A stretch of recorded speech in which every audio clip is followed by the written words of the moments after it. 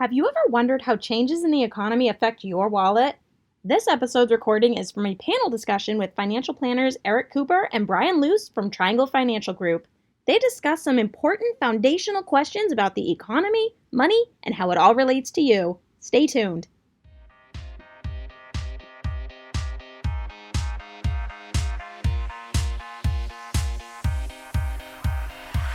You're listening to Triangle's Making Money Personal podcast, where we engage in real talk about financial matters that affect our community. Today's episode is sponsored by Triangle Credit Union, recently voted Best Credit Union in New Hampshire. Hi guys, thanks for joining Triangle Credit Union and Triangle Financial Group. Today we're going to discuss how changes in the economy affect your wallet. My name is Becky Thomas. I'm Senior Vice President of Marketing at Triangle Credit Union. I'm going to be hosting today's event with our special guest experts. This is Brian Luce. You want to say hi, Brian? Hi, everyone. And Eric Cooper. Give a wave. Hey, everybody. They are both financial planners from Triangle Financial Group and are experts today. Brian has been in financial planning for over 18 years. His goal, as he likes to say, is to teach people the art of managing their money in a fun and simple way. I think you really do that, by the way, Brian, thankfully. Personal finance is so tough. Eric, you've been a financial planner for over a decade. And Eric believes that a custom approach rooted in education, which is really the key to it all, allows you to understand the financial principles so that you can take empowered actions that fit you. So we appreciate you both being here. I'd also like to thank UNH's TRIO program students for submitting over 25 multi-part questions. That was amazing. Thank you so much. We can absolutely not answer them all today, unfortunately, but we have selected 3 questions for the event. And those students whose questions were selected are going to receive a $50 Amazon gift code as a gift from Triangle Credit Union. So I think without further ado, we're ready to start our program. You guys ready? Yes. Ready as ever. Awesome. So our first question comes from Isabella Thompson. Congratulations, Isabella. So this question is, what's the best way to stay financially protected when the economy isn't doing well? She says she doesn't really understand how credit works. So if you wouldn't mind explaining that, it would be really appreciated. So Eric, why don't you start us off? Sure. Well, Isabella, that's a great question because credit can be pretty complicated. So let me break it down into the different components that go into determining a credit score and how your actions may impact that. You'll see me referencing my notes because there's a lot of things that go into a credit score here. So most people think that they build their credit by building a good payment history, and that's a big piece of it. But there are other pieces that are almost equally as important to a credit score. Before I teach you the factors in the score, let me give you this point of definition. Revolving loans is credit that is renewed as you pay it down. So think about a credit card. You have a $2,000 limit, you have a $1,000 balance, you make a $500 payment. Now that money is available for you to go spend again. It's revolving credit. An installment loan or installment credit is a loan that's given to you, like a car loan, for example, that you pay down. And as you pay it down, you just pay off the debt until it's gone, and then you stop paying. I'm going to use these terms as I explain how credit works and how the different pieces of the score interact. So your utilization rate of your revolving credit is the second most important piece of your credit score, meaning the amount of revolving loan that you have available to you, for example, credit cards, the amount of it that you're using and how often you're using it is the second most important piece of determining what your credit score is, second only to your payment history. So number one is making your payments on time and making sure that you honor the loans that you sign. Secondarily is your utilization of your revolving credit. So for example, if you have 3 credit cards with a $1,000 balance and you have a $700 balance on 2 of them and a $0 balance on one, you have $3,000 of available credit and a $1,400 balance. So your utilization rate is that 1,400 divided by the 3,000, which is 47%. Generally speaking, for an ideal credit score, you want to be at 30% or less. So this is why a lot of times you'll hear people say, when you pay off a credit card, don't close the card, leave the card open. The reason is because it counts as available credit. So even if you're not using it, it can help your score because it makes your utilization rate lower on the credit cards that you are using. So outside of your utilization rate and the payment history, 15% is going to be your length of credit history. The longer that you've been paying loans successfully and the longer that you've been responsible, the more that will weigh into your credit score. 10% is how diverse your credit is. So for example, we've talked about revolving loans. We've talked about installment loans, but even within those, car loans versus mortgages versus student loans versus credit cards versus home equity lines of credit. The diversity of credit that you have can increase your score because that tells the credit bureaus that you do well with multiple types of loans, not just one. And then 10% of your score is new credit. I want to spend a little bit of time on this, and Brian, you might have some thoughts on this as well, because we get this question pretty often in the bank.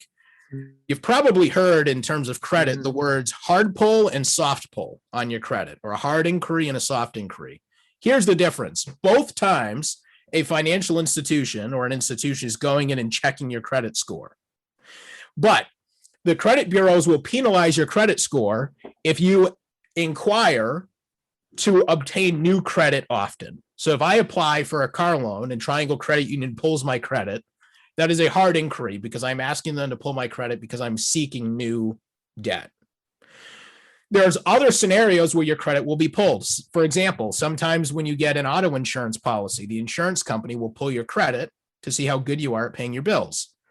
That counts as a soft inquiry. It does not count against your credit because the purpose of checking your credit in that scenario is not for you to obtain new debt. It's just the financial institution. They want to know that you can pay your bills. So anytime that you're going to have your credit pulled or something tells you, people have to tell you if they're going to pull your credit for something. Anytime they tell you, pay attention to whether it's a hard inquiry or a soft inquiry. A hard inquiry every once in a while isn't really going to make a difference. But if you're constantly applying for new loans, that can definitely drive down your score. So those are the 5 main things that will factor into your credit score, which is called a FICO score. I'm sure you've heard that word before. And there's 3 main bureaus, Experian, Equifax, and TransUnion. They all have their own ways of scoring, but all 3 of them will provide a credit score. And usually the FICO score is a combination of those 3 at some level. Great job. And also you can get your credit score if you have a credit card like Capital One. I have a Capital One credit card where I can go on to CreditWise, which is their program, and you can check your credit score. Now that credit score is a little bit different than your TransUnion, Equifax, some of the major credit reporting companies. That score is a little bit different than what you would get if you actually go for a car. But nowadays you can check your credit score pretty much every day. A lot of those, like for example, Capital One, the apps have a great education, program where you can learn ways to improve your credit if you have bad credit, ways to build credit. So they are very insightful as far as the information that they provide on those apps. So again, it's not your actual credit score, but it's pretty close, and it is based on your credit hit. So yeah, Eric, great job. Good insight as far as how your credit is built. Now, the second part or first part to the question really is how to stay financially protected when the economy isn't doing well. So the best way to stay financially protected if you have credit during times when the economy is not doing well is not to be too dependent on that credit. The way to do that is you want to have a healthy emergency fund. What is healthy? Well, a lot of experts recommend that you should have at least 3 to 6 months of expenses in savings. 3 to 6 months is a pretty wide range, right? 3 months versus 6. So there's a lot of factors that go into how much you should have in savings. On the low side of that range is somebody who is in relatively good health. They have job security, meaning they work for maybe the government or somewhere where not a lot of layoffs. They have low debt, reliable transportation. A lot of times your car could, you could have a malfunction with your car that's expensive, not covered by insurance. So having reliable transportation, and you live in a low cost area, somewhere where it's not expensive to live. So if those factors go into your reserves, then you don't need 6 months. You're more on the low side of that 3-month savings goal. On the other end of the spectrum, this is the opposite. You might live in a large city like Boston or New York, where the cost of living is very high. A lot of people who live in the big cities, they don't have cars, but maybe they have a lot of student loan debt. They might work in a career that has a lot of turnover, or when the economy gets when we hit difficult times in the economy, you see a lot of layoffs, and maybe it's not easy for you to find another job. So that is what somebody who should be more in the 6-month range as far as an emergency fund. There are other factors that go into how much you should have, such as high-risk activities. I'm an avid skier. I grew up going to, Loon and Waterville and skiing on the chairlifts, and at some point that just doesn't excite me anymore. So now I do backcountry skiing. So I'm hiking up mountains in the backcountry and skiing. That's a high-risk activity. If you don't have great insurance, you have a high deductible and you get hurt, well, you're going to have to come up with a lot more to cover that deductible. If you have a medical condition, not everybody's perfect health-wise. So if you had a medical condition, then you want to make sure you have more in your reserve. And then family support is big. What if you did fall on hard times? Would your families be able to help or support you? And then what support would they give you? So those are factors that go into, what type of reserve you should have when the economy kind of hits the skids and we fall on hard times. So how do you set what do you do to set a savings or set up an emergency fund? The first thing is you want to set a goal. Figure out what one month's worth of expenses are and focus only on the expenses you would still need to pay if you had, an emergency. You could definitely forgo your Netflix subscription if you had to, I'm sure. So the expenses on the list should be necessary, not discretionary. Once you figure that amount out, the best way is to multiply by the number of months you need as far as reserve. And then you should automate the process. With today's technology, you can set up automatic deposits out of your paychecks or out of your savings accounts into a separate savings account titled emergency fund, or title it whatever you want to call it. Set it and forget it is a good strategy. You don't have to think about it. It just, does it on its own. So those are ways that you start an emergency fund. And savings is like any other habit, like working out is a habit, savings is a habit. You need to develop a good habit. It's almost better to get in the habit, but don't try to focus on the big number, like I need $5,000 worth of reserve. Get in the habit of saving, and then eventually you'll get there. So that is how you stay financially protected when the economy isn't doing well. That's awesome. Thank you, guys. The second question is from Emily Johnson. Her question is, are emergency funds important, and in what way? So if people are experiencing extra cash flow currently, or the cash flow is a lot lower than it should be, how should those in college handle this money that they have or do not have? So Brian, why don't you give us your thoughts first? Sure. So yeah, just to echo my sentiments on question one, emergency funds are extremely important. It's a defensive strategy. It's like your car insurance or your homeowner's insurance.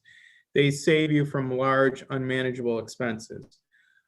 Now, if you don't have the means to set up an emergency fund, that's pretty difficult. It's kind of like you can't get blood from a stone type deal, right? You have to find a way to sort of earn more. And it could be more education, getting some sort of degree or MBA, or going into a career path where you can make more money. So it's hard if you don't have the money to build up emergency funds, but they are important. But let's say you do have the means, like you have a decent job and you have excess cash flow at the end of each month. The best thing to do is you have to budget, right? You have to set up a budget.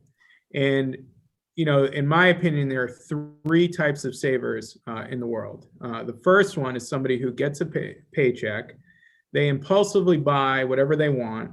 And then if there's anything left over at the end of the month, they save it, right? Those are people that are very financially dependent on things like credit cards, personal loans, They end a family, they end up in a lot of debt. Those aren't great savers, so that's the first kind.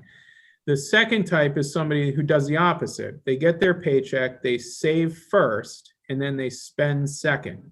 So they have some sort of plan where they put some money aside, and then, every month they do this, and then whatever's left over, then they spend it. And the third person is somebody who are the people that we typically work with. They earn a paycheck just like person 1 and 2, but what they do is they save first, then they find ways to invest, whether it's through all these great apps out there like Acorns and Robinhood. So they save, they invest, and then they spend what's left over. Those people are financially independent. They save emergency fund, they invest, they have money working towards a different goal, whether it's education, future education, buying a house, or just general investing or retirement.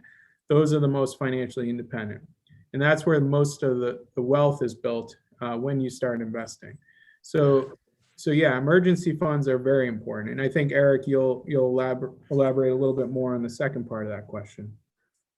Yeah, no, what you said is that those 3 different categories of how we are behaviorally, it's important for you guys to really look in the mirror and diagnose where you are. Because here's the good news, wherever you happen to land, you have control. We can all move. It doesn't matter how much little money we make or how abundant or scarce our means are. We can all behaviorally decide to be the person that saves first and pays our future self first and deals with everything else second. And so it's important to understand where you fall there so that you can make the appropriate changes to build emergency funds. Now, I want to add some additional context to what Brian said. There's 3 different functions that emergency savings will serve in your financial life. We're all familiar with the first, and it's your ability to absorb financial shock. Like Brian said, it's an injury and you have a medical deductible. It's losing a job temporarily and needing to pay your bills. It's having a family emergency and you have to travel and buy a plane ticket. It's whatever, right? Your ability to absorb financial shock. And that is really important to our own emotional and mental security about our money, and also situationally. But there's 2 other things that I want to highlight that savings, 2 other functions savings plays that isn't as commonly thought of. The first one is savings represents a wealth building opportunity that has not yet presented itself. What do I mean by that? Well, I'm going to tell you a story of my own personal life to illustrate that. So I was working at a bank. That was my first job in financial services. And at this particular point in time, the housing markets were really buyer friendly. We're not talking too long after the crash of 2008. Prices were in the tank, and I knew that it was an opportune time to buy a house. And I was pretty young. I was like 19, 20 years old. And I wanted to buy a house. I had enough income to get approved for a loan, but I didn't have the money for a down payment to get into a home. There's a colleague of mine, or an associate. I ended up working with him in my business years later, so I didn't know him at the time. But he was in a similar situation, and he made the same income as I did at that point in time. And he saw the same opportunity. He's like, man, houses are selling for really cheap. Very different than the market right now. I don't know if any of you guys have looked at the real estate markets, or any of your parents have, or anybody who's recently bought a house, but they're really bad for buyers right now. But at this time, they were really good. So he looked at the market, and the difference between him and I is that he had been a better saver, right? He didn't necessarily know what he was saving for, but he was a better saver. I spent my excess money. He saved his excess money. So he had 30 grand in savings at that point in time. And he didn't really necessarily have a purpose for it, but he just saved it for a rainy day and an opportunity, whatever. And he was able to buy his first home. Fast forward, the market turned and the housing market became more seller friendly. And within 5 years, he was able to sell that house for twice as much as he bought it for. Fast forward even further to now, we're talking 10, 11 years later. He's worth millions of dollars. He owns 6 different LLCs and probably 20 or 30 different investment properties. And the difference between him and I at that time is simply that he had the flexibility to take advantage of the opportunity window because he had cash, and I had no cash because he was a better saver. We made the same amount of money. We were both pretty educated. We were both in the finance world, but he had the ability to make a move. And that first home sale where he was able to take advantage of that opportunity window, was really the bandwidth that allowed him to take that and do it again and again and again and make it bigger and bigger and bigger. So when we think about emergency savings or savings in general, it's also your control, it's your flexibility, it's your dexterity to do the types of things that can take the rest of your financial life and really change the trajectory. Real estate markets is one place where that happens. Regular investment markets are another place where that happens. Sometimes the economy is doing really well, sometimes it's really low. And when the stock market is down and it's doing really poorly, well, all the investments in the stock market are basically on sale at a discount. So you put money in there and you're buying more investments for the same amount of money that you can then enjoy the growth and appreciation of when the market swings back your way. So that's the second function of savings. And I think that it's really important that we don't gloss over that. The third is behavioral. Brian, I think you had something to add there. Oh, no. It's kind of the millionaire next door type story where, you have somebody who makes a lot of money, but has nothing to show for it, very flashy.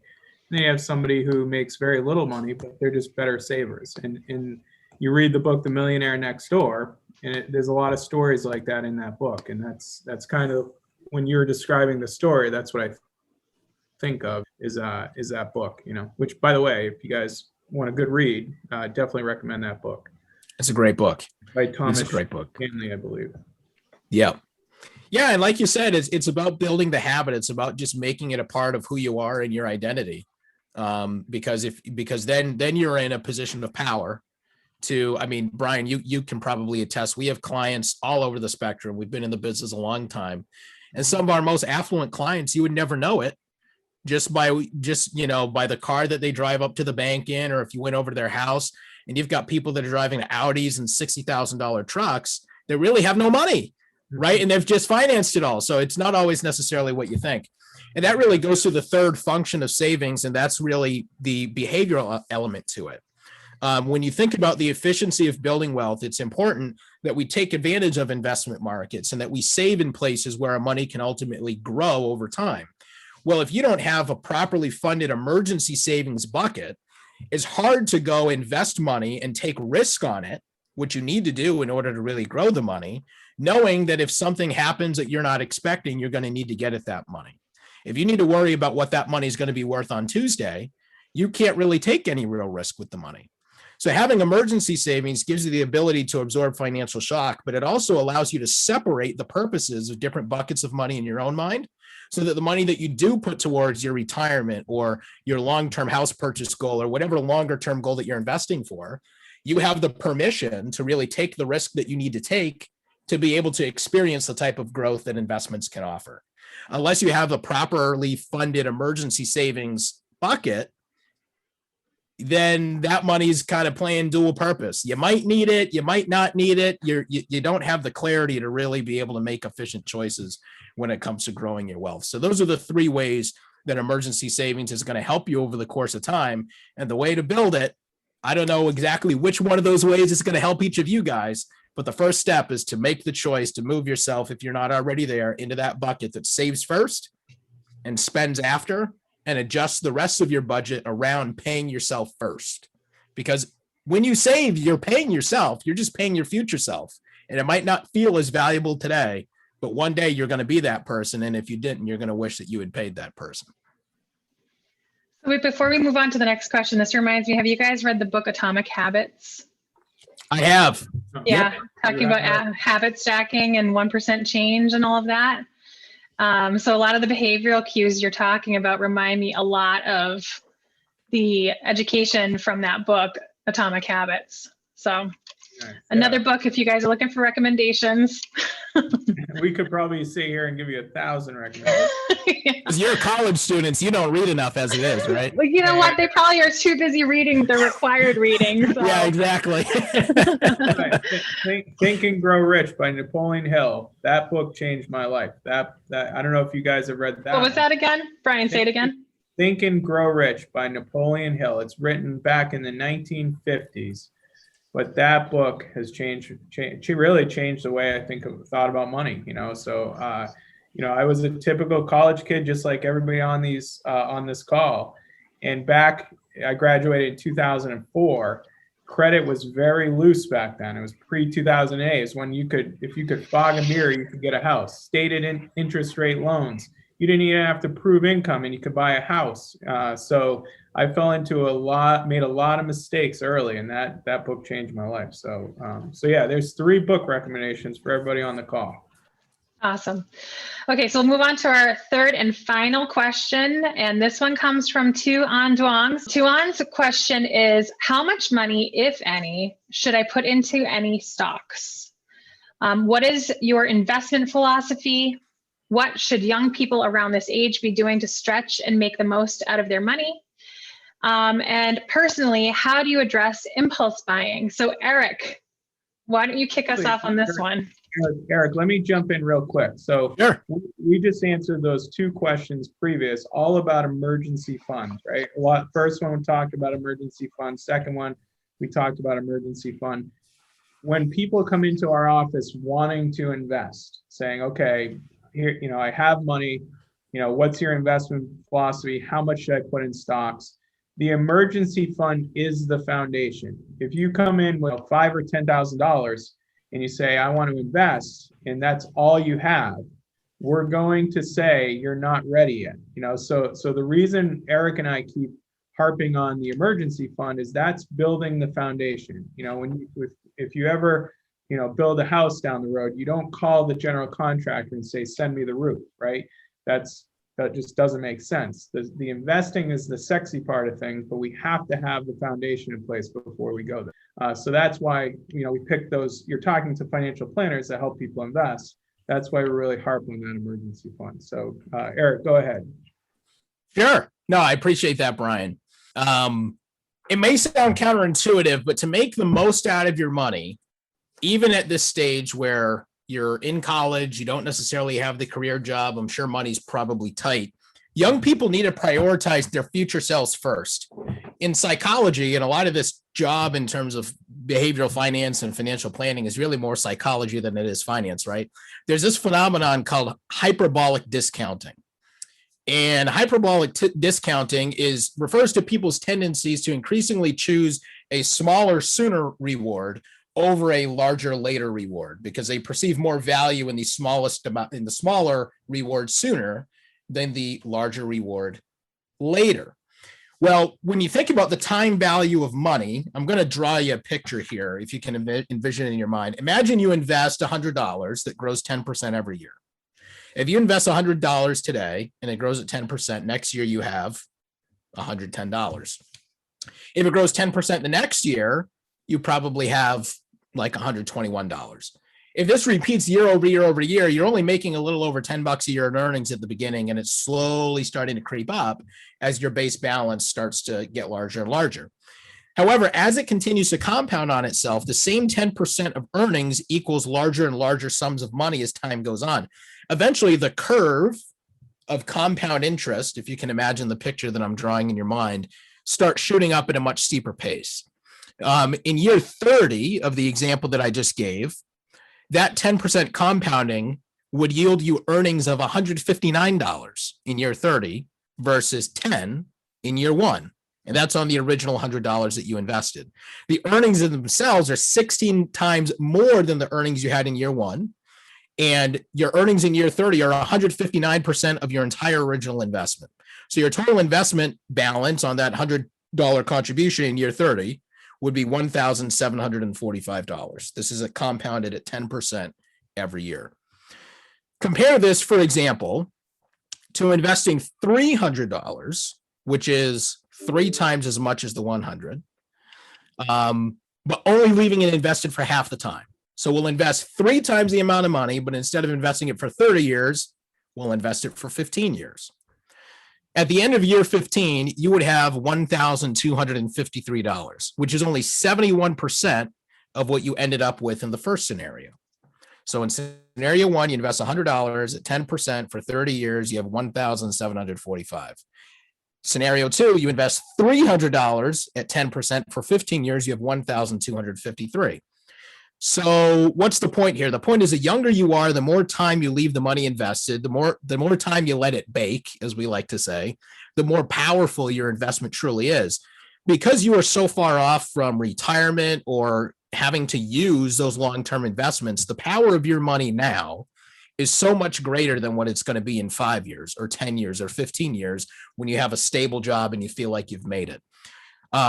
So the money's growth potential, you want to invest it when that dollar is going to have the most potent earning potential, and the earlier the better. So if you have the thinking of I'll do it in my 30s, or I'll do it after I get out of school, or I'll do it after I pay off my school debt, I'll do it after I buy my first house, I'll do it after I take some trips and find myself and have some fun, you're going to miss the boat. So I encourage you, it doesn't need to be 50% of your overall income.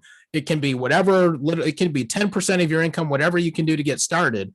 Pay your future self first, because hyperbolic discounting seems nice in the moment, but fast forward 20, 30 years and you're going to wish you did it. Impulse buying, we talked about it a little bit in the previous answer, but I want to round it out a little bit. When you're doing the things that you need to do to exhibit what we call responsible financial governance, impulse buying becomes much less of a concern. Okay, impulse buying is not necessarily bad in and of itself. To see something that you want and buy it is not inherently a bad thing to do. The reason why it's a bad thing to do for most people is because they do it at the expense of paying their future selves. They do it at the expense of saving in their emergency fund. They do it at the expense of paying down their debt. And they don't have a sense of financial governance to even understand how these impulse purchases are going to interact and impact the rest of their financial goals. So they often end up overspending because they don't have a good understanding of what they really have available to spend. When you budget appropriately, you keep track of your cash flow, you pay yourself first, like Brian said, you save first and then you spend later. Well, if you've carved out a piece of your budget that's earmarked for spending, within those guardrails that you set up for yourself, as long as you're doing the things you need to do, impulse buying is not necessarily the worst thing. Along the way, as we continue to make money and move on in our careers, and you advance beyond college and reach great heights, I'm sure. We do all this financial planning ultimately so that we can enjoy our lives. It's okay to enjoy it along the way, as long as you're doing the things that you need to do. So the answer to the question on impulse buying is budget and keep track of your cash flow. Because if you do that, you know how much you have available to spend, and you don't have to feel guilty about spending it. If you want to spend it on Netflix, if you want to spend it on, I don't know what college kids are spending it on, whatever you want to spend it on, spend away. Video games. Within the guardrails that you've set up. What's that, Brian? Video games. Video games. There you go. I play a couple. I play MLB The Show. I don't know if any of you are baseball fans. That's about the only video game I play. So hopefully that answers the question on impulse buying. As far as investment philosophy, so investment philosophy is the key to investing. You talked about investing as a psychological behavior, is something that Eric and I deal with on a regular basis, especially in the last 12 to 18 months with COVID. When we saw the market decline back in March of last year, that was a big shock to a lot of people, because before that, the economy was really cranking on all cylinders. The market was doing exceptionally well. And then, COVID kind of hit us, blindsided us, and a lot of players were down, 15, 20%. So, investors, when they do it on their own, they have counterintuitive behavior. They sell when they should be buying and buy when they should be selling. So investment philosophy, if you're going to invest in the market, you can't eliminate risk. The only way to eliminate risk is not invest in the market. Put your money in the credit unions, the banks, under your mattress. All you can do is manage risk. And how you do that is through diversification. You own multiple asset classes. You build in some cash. You own international as well as domestic. So you really have to spread the risk out. And then you have to skew your investments based on your investment risk tolerance and your time horizon. If you're young and just starting out, you can afford, and you have your foundation, you can afford to take more risk and own more equities. If you're older, I have a lot of clients that are in their 60s and approaching retirement, they're looking at risk and they're looking at money a lot differently. So as far as investment philosophy, it's really diversification, spreading the risk. The problem with a lot of the apps out there today, the do-it-yourself type apps, is people are buying stocks, not really knowing what they own. not really knowing the taxation of the investments that they're buying. And they're seeing a lot of volatility in their portfolio because they're not well diversified. And then they're reacting to that volatility in a negative way. So understanding what your goals are, risk tolerance, time horizon, and then building a portfolio based on what those goals are. So that's really what our investment philosophy is. So yeah, great question. All great questions. Like Becky said, we got a lot of very good questions. I was really impressed by the questions that came in. So yeah, so thank you guys for all the great questions, and congratulations to all the winners. Yeah, so that's all the time that we have, I think, for today. Brian and Eric, thank you so much for your expert insight as always. You guys are always incredible and really take the planning part of my finance and bring it down to a level where I can understand it. So I appreciate you for that. Thank you so much to the UNH TRIO students for joining us live and for submitting such thoughtful questions. Like I said, they were just amazing and we were blown away. Be sure to check out our Making Money Personal podcast wherever you listen to podcasts for more financial education tips. Like I said earlier, Eric and Brian are guest speakers on a number of them. Thank you and have a great day.